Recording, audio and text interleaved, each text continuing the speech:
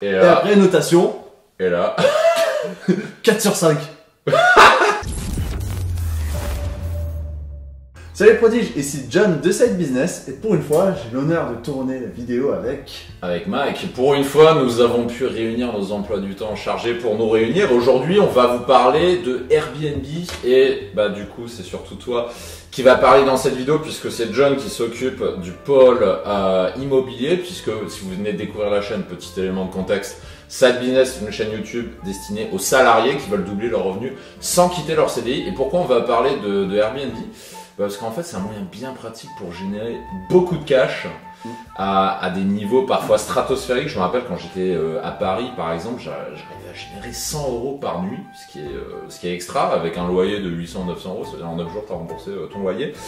Et quand tu as commencé Airbnb, c'était il y a quelques années, c'était mon cas également, il y a des erreurs que tu as faites qui t'ont ralenti. Et tu t'es dit quelque part, si j'avais su à l'avance ces erreurs, j'aurais pu gagner plus d'argent, plus rapidement.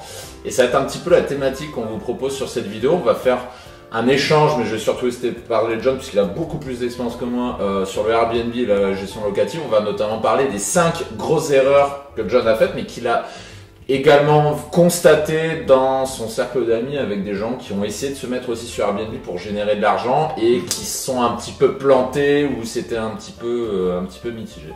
Est-ce que le programme te convient ? allons-y. La première erreur, qui est une erreur que moi j'ai faite par ailleurs, c'est de ne pas avoir de boîte à clés.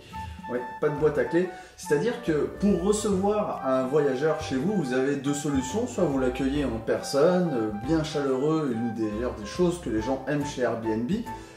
Ou alors, vous pouvez avoir une entrée automatisée. Donc automatisée avec une serrure automatique, le plus courant est la boîte à clés parce que ça fonctionne toujours, ça se grille pas, il n'y a jamais un manque de batterie, ça coûte 30 balles, ça se fixe facilement sur une porte ou un mur, c'est le gros idéal. Et évidemment, moi au début, j'ai voulu faire le mec super sympa qui accueille tout le monde. Bonjour monsieur, bonjour madame, voici l'appartement, le micro-ondes, vous appuyez sur la touche plus 30 secondes pour le démarrer, la télé, vous appuyez sur le bouton rouge pour la démarrer. Enfin, les gens, ils savaient déjà tout ça. Et contrairement à la croyance que j'avais, qu'il fallait absolument accueillir ces voyageurs, je me suis rendu compte que c'était plus lourd qu'autre chose. Oui. En plus, j'avais un positionnement pour les professionnels. Les mecs, ils avaient absolument rien à faire de rencontrer leur hôte. Ils voulaient juste arriver après 4 ou 5 heures de bagnole, se poser et pas avoir un mec qui leur raconte la vie et qui leur fait le mode d'emploi de l'appartement. C'est quand j'avais fait du Airbnb c'était il y a 2 ou 3 ans. Je me rappelle une fois j'ai pris une critique négative parce que le mec, j'avais fait cette heure, j'avais pas de boîte à clé.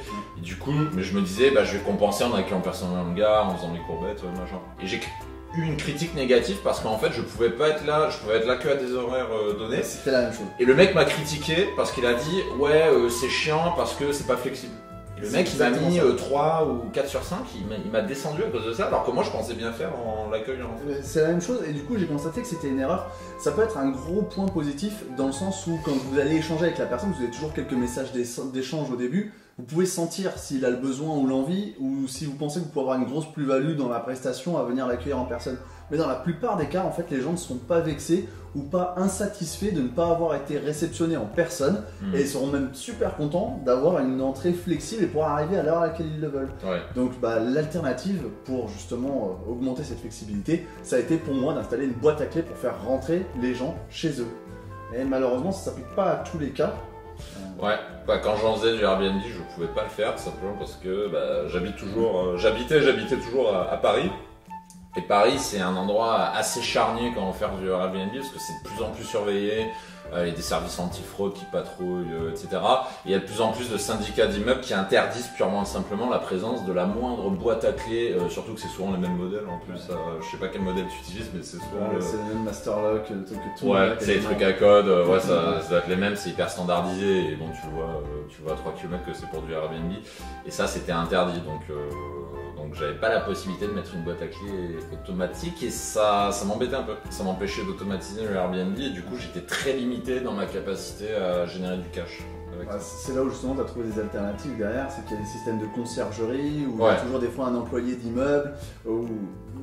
Quand vous avez des potes super sympas qui peuvent venir s'occuper d'accueillir les gens, tu as eu beaucoup de monde pour automatiser qui sont venus donner les clés pour toi et ça a été un gros gain. Et là où c'est important au final, c'est que vous pouvez être bloqué dans le fait de mettre une boîte à clé dans votre. Et surtout pour que ce soit sécurisé. Il y a une fois, j'avais fait un truc, c'était un peu underground et c'est la seule fois que je l'ai fait. J'avais vraiment pas de solution et qu'est-ce que j'ai fait? Il y avait une espèce de cave en fait dans l'immeuble qui était au 3e étage. C'est pas une cave en sous-sol, mais c'est une cave au 3e étage et demi, donc juste à côté de chez moi.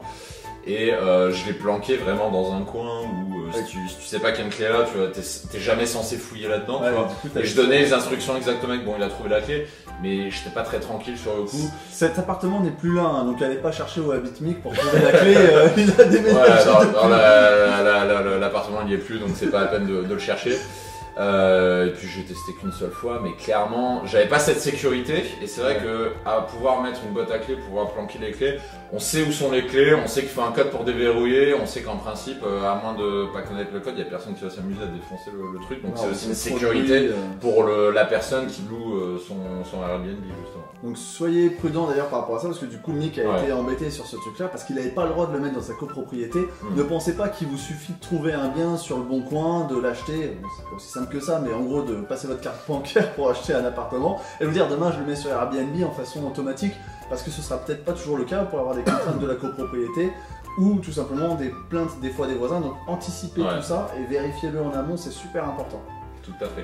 On passe à du coup la deuxième erreur. Numéro 2, la literie. Est-ce que tu peux nous en dire plus sur la question de la literie?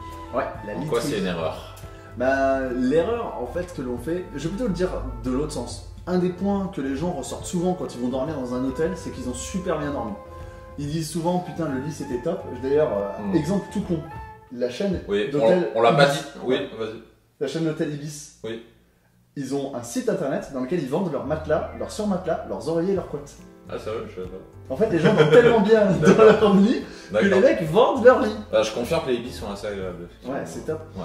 Et au tout début, justement, j'ai reçu quelques plaintes de voyageurs par rapport au fait que la literie n'était pas des plus confortables, les oreillers étaient un petit peu mous et autres.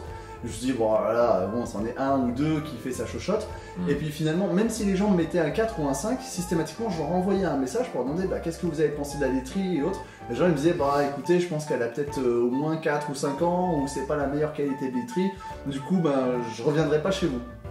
Et ça a été pour moi un signal quand même relativement fort, parce que les gens, pourquoi ils prennent Airbnb? C'est pour dormir dedans, c'est pas pour faire la fiesta, c'est pas pour passer la journée. En plus, comme je vous le disais tout à l'heure, j'avais une clientèle professionnelle, les mecs ils voulaient dormir et dormir comme des masses. Et un des points justement qui m'a permis d'évoluer et d'aller plus loin et d'avoir de meilleurs avis pour attirer des gens, ça a été de mettre une literie de meilleure qualité. Investir couette, oreiller et évidemment matelas. Ouais, sur ça je fais un parallèle, quand vous choisissez un appartement, faites attention à pas faire l'erreur que j'ai fait moi dans le passé, qui est de prendre un appartement meublé. Parce que si demain tu prends un appartement meublé, si demain tu veux faire du Airbnb, comme c'est du meublé et que c'est la proprio qui fournit le matelas, les oreillers, quoi, tu peux changer. Et si c'est elle qui fournit le matelas, c'est un peu plus compliqué. Il faut lui demander est-ce que je peux vous rendre le matelas pour remplacer l'ancien.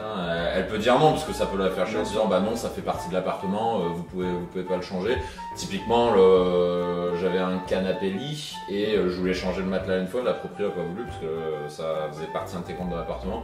Donc anticiper un potentiel besoin de locatif sur Airbnb, si c'est le cas, ne prenez pas un appartement meublé parce que sinon vous êtes un peu prisonnier des choix du proprio finalement.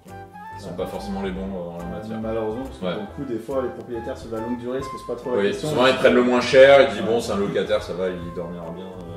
Il fera comme il voudra. Bon, c'est un étudiant. C'est un étudiant, les étudiants ça se plaint pas trop, ça va.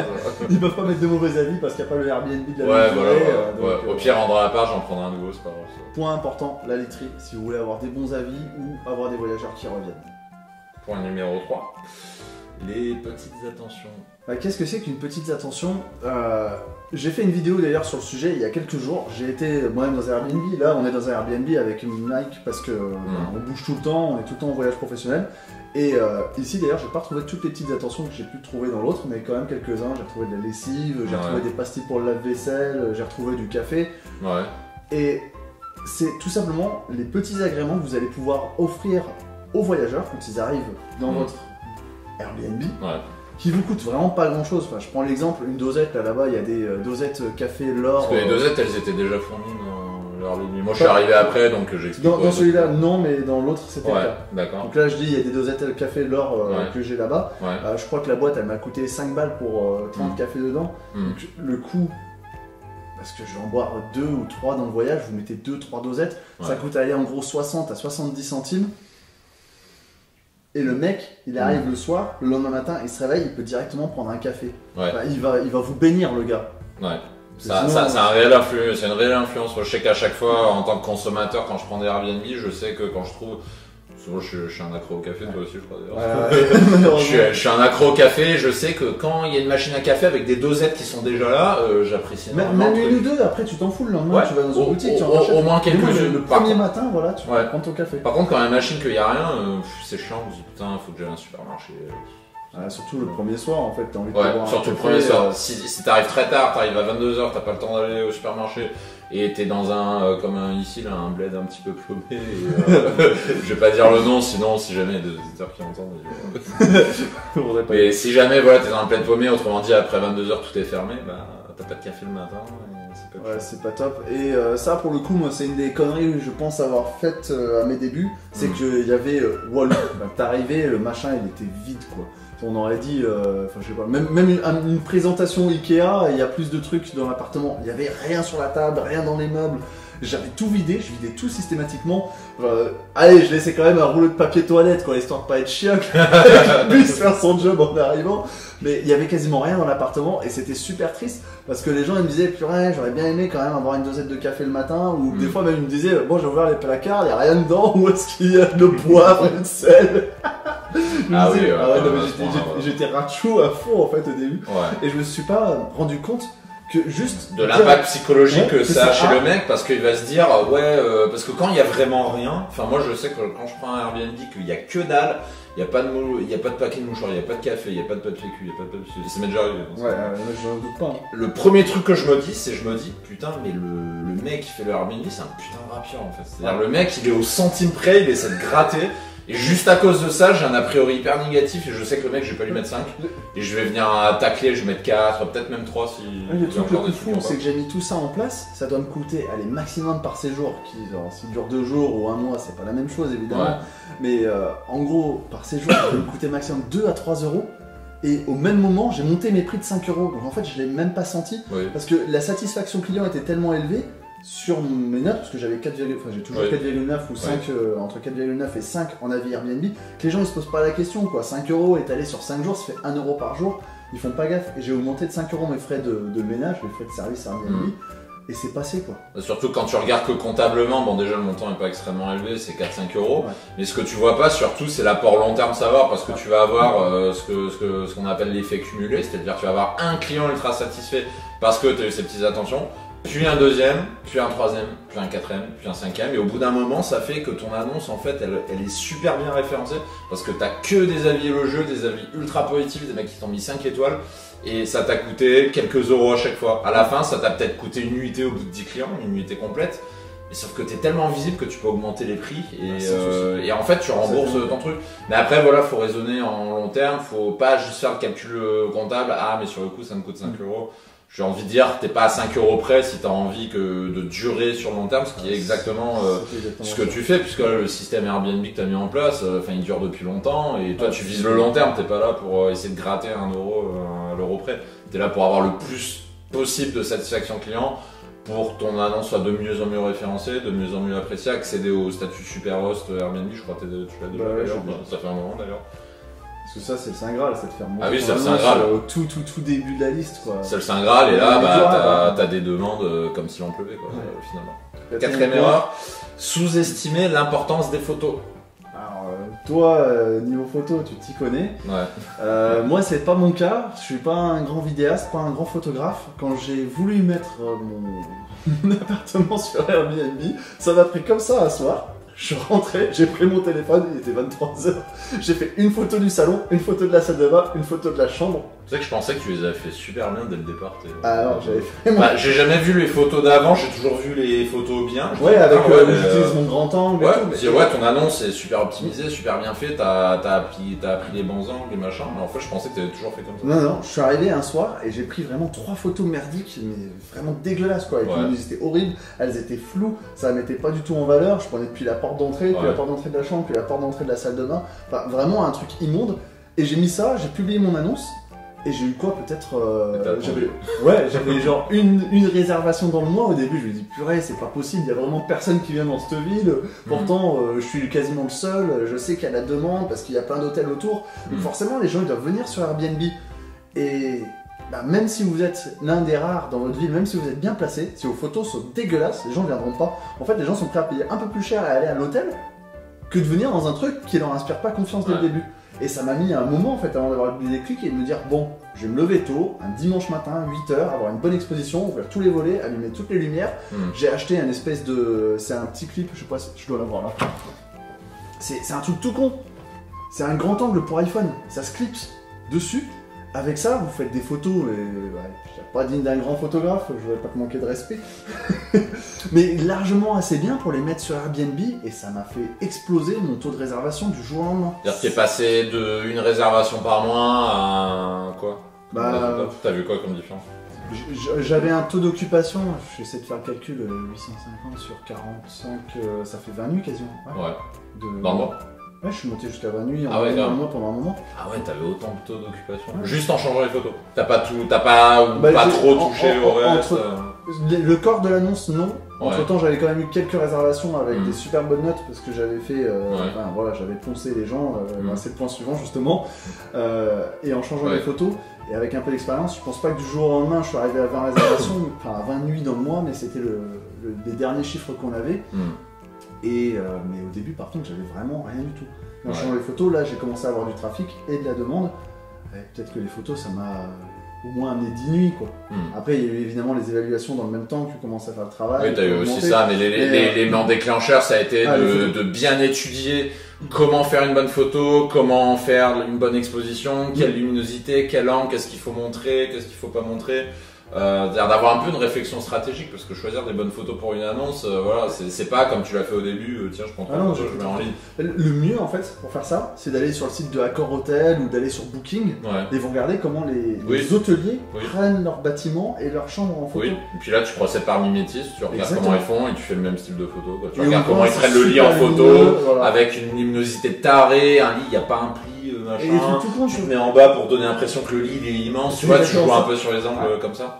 Bah ça c'est puissant. Bah, tu sais de quoi tu parles pour le coup, mais c'est vraiment super puissant. Et au final, c'est juste en s'inspirant de ce que font les autres que j'ai pu avoir ce déclic. Et j'ai compris la puissance en fait d'avoir des bonnes photos. Et c'était mon erreur au début, c'était de négliger la photo. J'aurais carrément pu aller prendre un photographe qui m'aurait peut-être fait ça pour 80 ou 100 balles. Et ça m'aurait... en 2 nuits, je l'aurais payé quoi le truc.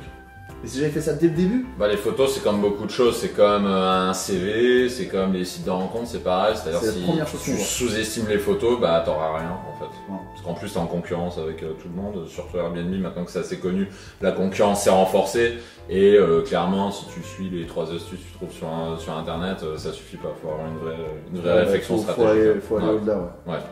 On passe à la dernière, c'est aussi une erreur que j'ai faite, tiens, d'ailleurs. On était trop gentil au début. Ne pas avoir demandé aux gens de mettre un avis 5 sur 5, c'est-à-dire le maximum. Ne pas leur avoir demandé. Est-ce que tu peux développer? Je pense, je pense. Peut-être que c'est typiquement français, parce que j'ai jamais eu le cas quand des étrangers sont venus dans les Airbnb. Systématiquement, les gens se posaient pas la question, c'était blanc ou noir. Donc c'était 5 ou 1 avec les étrangers. C'était relativement bien. Heureusement, j'ai jamais eu de 1. On a toujours, on va dire, désenvenimer la situation avant la notation.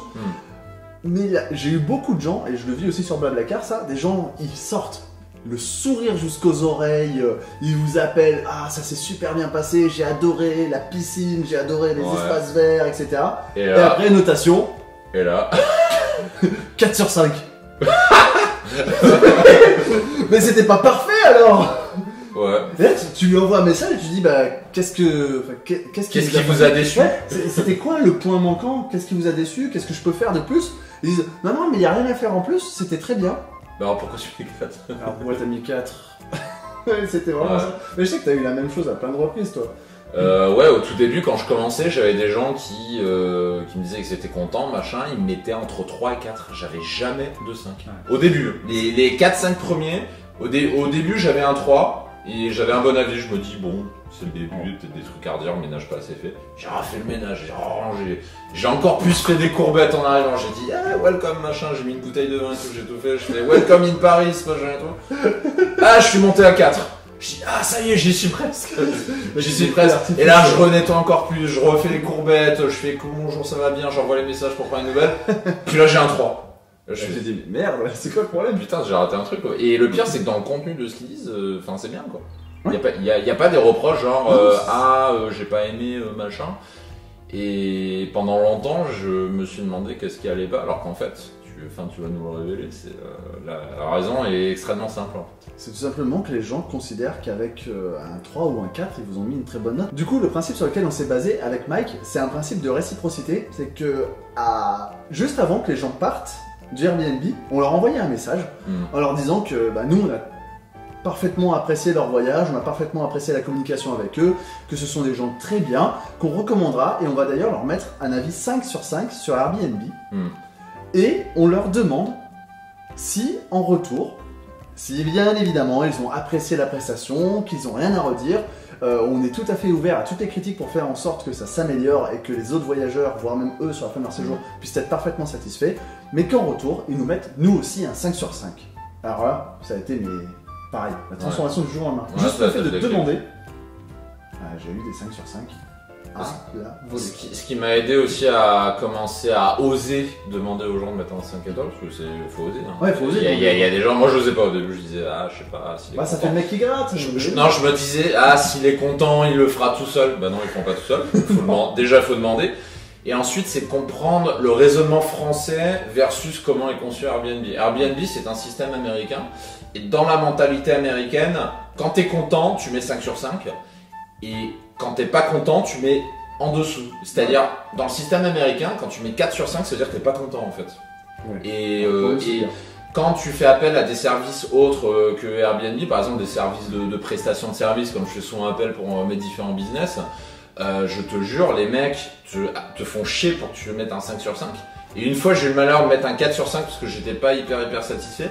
Le mec m'a harcelé pour savoir pourquoi. Il allait jusqu'à me retrouver. Je lui répondais pas, il allait jusqu'à me retrouver sur Facebook en me demandant pourquoi, machin et tout. Parce qu'en fait, c'est le système américain qui marche comme ça. Alors que dans la mentalité française, 5 sur 5, ça veut dire parfait. Et alors qu'américain, 5 sur 5, ça veut dire satisfait. Français, 5 sur 5 égale parfait. Du coup, il y a beaucoup de gens qui sont gênés de mettre un 5 sur 5 parce qu'ils vont dire oui, c'était bien, mais c'était pas non plus parfait de chez parfait. Donc pour eux, c'est légitime de mettre un 4.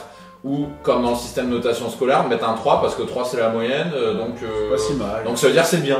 Sauf que du point de vue Airbnb, tu l'as eu, je sais pas si tu l'as eu, mais comme moi j'avais des 3 et des 4, j'ai pris des avertissements Airbnb parce que ma moyenne était en dessous de, je crois c'était de 4 sur 5. Tu as des avertissements quand tu es en dessous de mémoire c'était 4 sur 5, tu reçois des avertissements de Airbnb parce que Airbnb pense que les clients sont insatisfaits, qu'il y a un problème. Alors qu'en fait, point de vue français, tout va bien.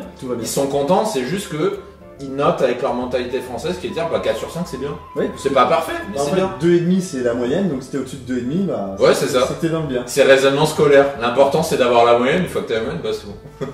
Et c'est pour ça qu'il faut vraiment avoir aucun scrupule à accompagner les gens dans leur notation. Vous pouvez leur dire que vous allez leur mettre une bonne note.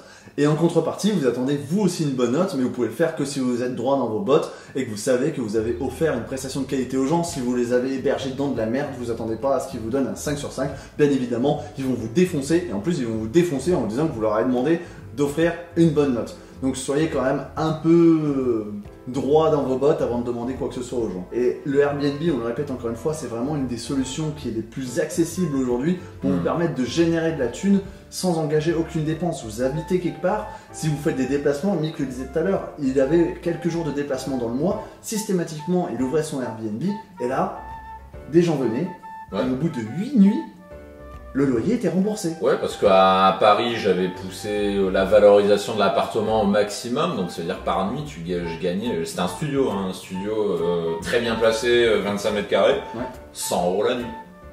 Donc juste 2 ou 3 nuits de déplacement, 300 balles déjà. En moins sur le loyer, c'est une somme colossale, c'est énorme.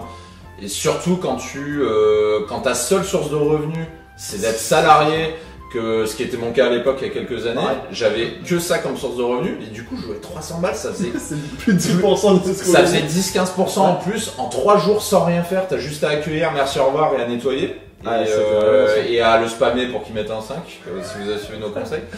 Et c'est tout. Et juste avec ça, on génère du cash hyper facilement. Donc c'est une des solutions, comme tu l'as dit, les plus faciles, les plus accessibles, qui prend très peu de risques si vous faites les choses correctement. Parce qu'évidemment, il faut savoir ce qu'on fait. Si vous y allez à l'arrache, vous allez vous planter. C'est vous faire certaines erreurs comme nous on l'a fait, et il faut faire attention sur ça. Il faut bien roder sa stratégie, il faut se renseigner, il faut avoir les bonnes informations pour que ce soit vraiment une réussite et pour valoriser au maximum votre appartement, pour pas faire l'erreur de le brader par exemple, le mettre à 20 € la nuit, parce que là c'est pas intéressant. Maintenant, si vous voulez aller plus loin dans de la location Airbnb, il y a John qui vous a conçu un petit truc. On vous laisse cliquer sur le lien en description, je vous en dis pas plus, je vais pas vous spoiler le programme, vous irez voir. C'est John qui va vous envoyer des conseils dans votre boîte mail directement sur la meilleure façon de générer des revenus sur Airbnb, et surtout de le valoriser pour générer le maximum de cash possible. Tout le monde est capable de mettre une annonce Airbnb sur internet, ça prend 5 minutes, un enfant de CP pourrait le faire. Par contre, le faire dans les règles de l'art, en restant dans la légalité, sans risquer de se faire poursuivre par son propriétaire parce qu'on a bravé des interdits, ou par son assurance parce que demain vous avez un accident, il y a un feu, c'est pour votre gueule, ou bien pour un contrôle fiscal, puisque maintenant les revenus de Airbnb sont automatiquement transmis au fisc. Donc ça veut dire, si vous y allez un peu en mode impro, ça va vous retomber sur la gueule. Et John vous a conçu un petit truc sur ça pour éviter toutes ces erreurs et faire en sorte que vous passiez le minimum de temps dans votre gestion de Airbnb pour générer un maximum de cash. Les prodiges, c'était un plaisir de vous parler ce soir en présence de Mike. On vous dit à la prochaine.